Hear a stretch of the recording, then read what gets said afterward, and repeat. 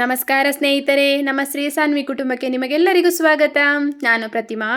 ಇವತ್ತು ನಾನು ಮನೆಯಲ್ಲೇ ಸಾಫ್ಟಾಗಿ ಚಪಾತಿ ಹೇಗೆ ಮಾಡೋದು, ಹೋಟೆಲಲ್ಲಿ ನಾವು ಚಪಾತಿ ತಿಂತೇವಲ್ಲ, ತುಂಬ ಸಾಫ್ಟ್ ಆಗಿರುತ್ತಲ್ವ, ಅದೇ ರೀತಿ ಚಪಾತಿಯನ್ನು ನಾವು ಮನೇಲಿ ಹೇಗೆ ಮಾಡೋದು ಅಂತ ನೋಡ್ಕೊಬರೋಣ ಬನ್ನಿ. ಮೊದಲಿಗೆ ನಾನಿಲ್ಲಿ ಒಂದು ಪಾತ್ರೆಯನ್ನು ತಗೊಂಡಿದ್ದೀನಿ. ಇಲ್ಲಿ ನಾನು ಒಂದು ಬಾಳೆಹಣ್ಣನ್ನು ತಗೊಂಡಿದ್ದೇನೆ.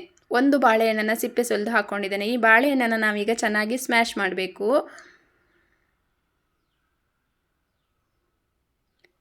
ಇದು ಚೆನ್ನಾಗಿ ಸ್ಮ್ಯಾಶ್ ಮಾಡಿಕೊಳ್ಳುವ ಬಾಳೆಹಣ್ಣನ್ನು. ತುಂಬ ಸಾಫ್ಟಾಗಿ ಬರುತ್ತೆ ಚಪಾತಿ. ನಾನು ಹೇಳುವ ಈ ವಿಧಾನದಲ್ಲಿ ನೀವು ಮಾಡಿ ನೋಡಿ. ವಿಡಿಯೋವನ್ನು ಕೊನೆ ತನಕ ನೋಡಿ, ನಿಮಗೆ ಅರ್ಥ ಆಗುತ್ತೆ. ಇಲ್ಲಿ ನಾನು ಅರ್ಧ ಕಪ್ಪು ಮೊಸರನ್ನು ಸೇರಿಸ್ತಾ ಇದ್ದೇನೆ. ಮೊಸರು ಮತ್ತು ಬಾಳೆಹಣ್ಣನ್ನು ಚೆನ್ನಾಗಿ ನಾವು ಮಿಕ್ಸ್ ಮಾಡಿಕೊಳ್ಬೇಕು. ಮೊದಲಿಗೆ ಬಾಳೆಹಣ್ಣನ್ನು ಗಂಟಿದ್ರೆ ಎಲ್ಲವೂ ಕೂಡ ಗಂಟನ್ನು ಹೋಗೋ ತನಕ ನಾವು ಚೆನ್ನಾಗಿ ಮಿಕ್ಸ್ ಮಾಡಿಕೊಳ್ಬೇಕು. ಹಾಗೆ ರುಚಿಗೆ ತಕ್ಕಷ್ಟು ಉಪ್ಪನ್ನು ಹಾಕ್ಕೊಳ್ಳುವ. ಇವಾಗ ಎಲ್ಲವೂ ಚೆನ್ನಾಗಿ ಮಿಕ್ಸ್ ಆಗಿದೆ. ನಾನಿಲ್ಲಿ 2 ಕಪ್ಪಷ್ಟು ಗೋಧಿ ಹಿಟ್ಟನ್ನು ತಗೊಂಡಿದ್ದೇನೆ. ಒಂದು ಬೌಲಲ್ಲೇ ಹಾಕ್ಕೊಂಡಿದ್ದೇನೆ, ಅಂದರೆ 2 ಕಪ್ಪಷ್ಟು ಗೋಧಿ ಹಿಟ್ಟು.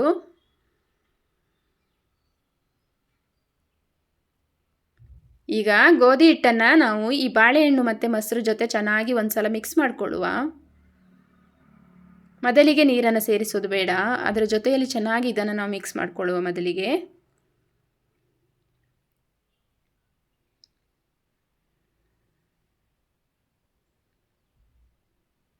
ಇದು ನೀವು ಸಂಜೆ ತನಕ ಇಟ್ಟರು ಈ ಚಪಾತಿ ಯಾವುದೇ ಥರ ನಾರಾಗಲ್ಲ, ಗಟ್ಟಿ ಆಗಲ್ಲ, ಅಷ್ಟು ಸಾಫ್ಟಾಗಿರುತ್ತೆ ಚಪಾತಿ. ಈಗ ನೀವು ಸ್ವಲ್ಪನೇ, ನಾನಿಲ್ಲಿ ಮೊಸರು ತಗೊಂಡಿರೋಂಥ ಕಪ್ಪಲ್ಲೇ 1 ಕಪ್ ನೀರು ತಗೊಂಡಿದ್ದೇನೆ. ನಾನು ಇಷ್ಟನ್ನು ಒಮ್ಮೆಲೆ ಸೇರಿಸೋದಿಲ್ಲ. ನನಗೆ ಎಷ್ಟು ಬೇಕೋ ಅಷ್ಟೇ ನೀರನ್ನು ನಾನು ಹಾಕಿ ಇಲ್ಲಿ ಕಲಿಸ್ತಾ ಇದ್ದೇನೆ. ಚಪಾತಿ ಹಿಟ್ಟಿನ ಹದದಲ್ಲೇ ಇರಬೇಕು. ಹಿಟ್ಟು ಯಾವತ್ತು ನಾವು ಮೊಸರನ್ನು ಮೊದಲಿಗೆ ಸೇರಿಸಿದ್ದೇವೆ, ಬಾಳೆಹಣ್ಣಲ್ಲೂ ಕೂಡ ನೀರಿನ ಅಂಶ ಇರುತ್ತೆ. ಹಾಗಾಗಿ ನಾವು ನೀರನ್ನು ನೋಡಿಯೇ ಹಾಕ್ಕೊಳ್ಬೇಕು.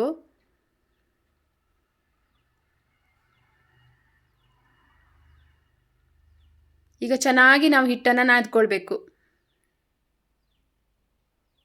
ಇನ್ನೊಂದು ಸ್ವಲ್ಪ ನಾನು ನೀರನ್ನು ಹಾಕ್ಕೊಳ್ತೇನೆ. ನೋಡಿ, ನನಗೆ ಇಷ್ಟು ಸಾಕು. ಇವಾಗ ನಾನು ಇದನ್ನು ಚೆನ್ನಾಗಿ ನಾನಿಲ್ಲಿ ಅರ್ಧ ಕಪ್ ಅಷ್ಟೇ ನೀರನ್ನು ಉಪಯೋಗಿಸಿದ್ದೇನೆ. ನೋಡಿ, ಹಿಟ್ಟಿನ ಹದವನ್ನು ನೋಡಿ ನೀವು ನೀರನ್ನು ಹಾಕ್ಕೊಳ್ಬೇಕಾಗ್ತದೆ. ಇವಾಗ ಚೆನ್ನಾಗಿ ಇದನ್ನು ನಾದ್ಕೊಳ್ಬೇಕು. ನಾವು ಚಪಾತಿ ಹಿಟ್ಟನ್ನು ಚೆನ್ನಾಗಿ ನಾದ್ಕೊಂಡಾಗ ಚಪಾತಿ ಕೂಡ ಚೆನ್ನಾಗಿ ಬರುತ್ತೆ.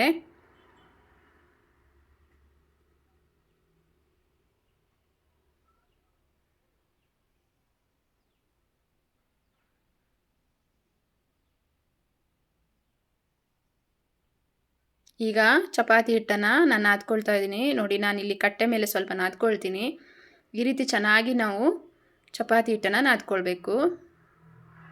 ಈಗ ನಾವು ಚಪಾತಿಯನ್ನು ಲಟ್ಟಿಸ್ಕೊಳ್ಳುವ. ಸ್ವಲ್ಪ ಹಿಟ್ಟನ್ನು ಹಾಕಿ ನಾವು ಲಟ್ಟಿಸ್ಕೊಳ್ಳುವ.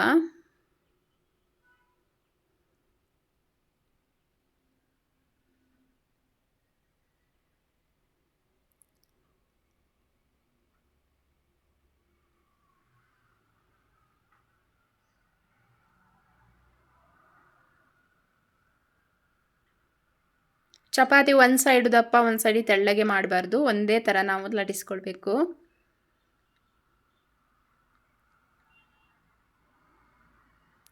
ಈಗ ನೋಡಿ, ಚಪಾತಿ ರೆಡಿ ಆಗ್ತಾ ಬಂತು.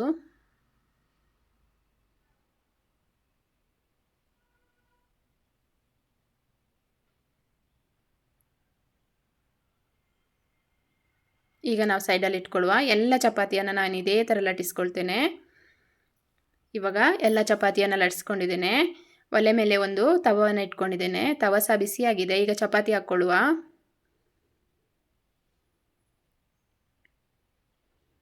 ನೀವು ಇಲ್ಲಿ ಎಣ್ಣೆ ಬೇಕಾದರೆ ಮೇಲ್ಗಡೆ ಹಾಕ್ಕೋಬೋದು, ಆಪ್ಷನಲ್ಲು. ಬೇಕಂದರೆ ಅಷ್ಟೇ ಹಾಕ್ಕೋಬೋದು.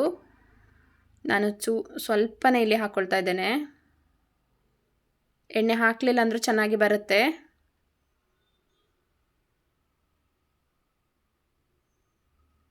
ಇವಾಗ ನೋಡಿ ಹೇಗೆ ಉಪ್ತಾ ಇದೆ ಚಪಾತಿ. ನಾವು ಉಲ್ಟಾ ಹಾಕ್ಕೊಳ್ಳೋಣ. ಚಪಾತಿಯನ್ನು ಒಂದೇ ಸೈಡ್ ಫುಲ್ ಕಾಯಿಸ್ತಾ ಇದ್ದರೆ ಚಪಾತಿ ಏನಾಗುತ್ತೆ, ಕರಟುತ್ತೆ. ಹಾಗಾಗಿ ನಾವು ಉಲ್ಟಾ ಹಾಕ್ತಾ ಇರಬೇಕು. ಹೇಗೆ ಉಬ್ಬಿ ಬರ್ತಾ ಇದೆ ನೋಡಿ ಚಪಾತಿ.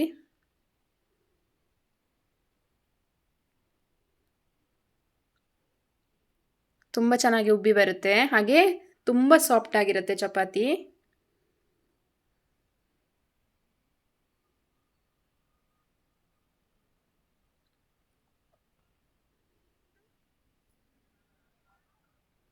ಈಗ ಇದನ್ನು ತೆಗೆದು ಒಂದು ತಟ್ಟೆಯಲ್ಲಿ ಹಾಕ್ಕೊಡುವ.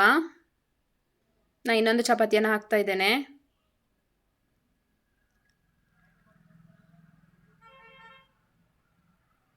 ಮೇಲ್ಗಡೆ ಸ್ವಲ್ಪ ಎಣ್ಣೆ ಹಾಕ್ತಾ ಇದ್ದೇನೆ. ನಾನಿಲ್ಲಿ ಕೊಬ್ಬರಿ ಎಣ್ಣೆ ಹಾಕ್ತಾ ಇದ್ದೇನೆ. ನೀವು ಎಣ್ಣೆ ಬೇಕಾದರೆ ಹಾಕ್ಕೊಳ್ಳಿ, ಹಾಕಿಲ್ಲ ಅಂದರೂ ಪರವಾಗಿಲ್ಲ, ಆಪ್ಷನಲ್ಲು.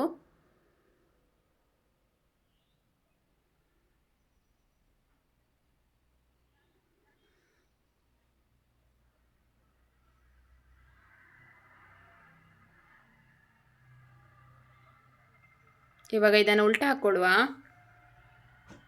ಚಪಾತಿಯನ್ನು ಅವಾಗವಾಗ ತಿರುಗಿಸ್ತಾ ಹಾಕ್ತಾ ಇದ್ರೆ ಅವಾಗ ಅದು ತಳ ಹಿಡಿಯಲ್ಲ,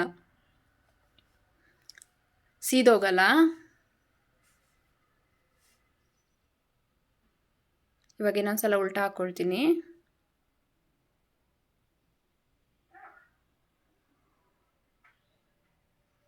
ಎಷ್ಟು ಚೆನ್ನಾಗಿ ಚಪಾತಿ ಎಷ್ಟು ಸಾಫ್ಟಾಗಿ ಎಷ್ಟು ಮೃದುವಾಗಿ ಉಬ್ಬಿ ಬಂತಲ್ವಾ.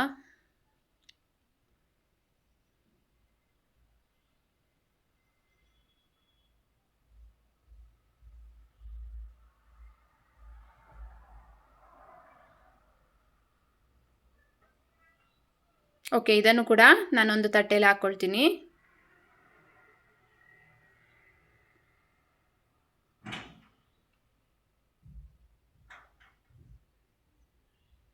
ಇವಾಗ ನಾನೆಲ್ಲ ಚಪಾತಿಯನ್ನು ರೆಡಿ ಮಾಡ್ಕೊಂಡು ಬಂದೆ ನೋಡಿ.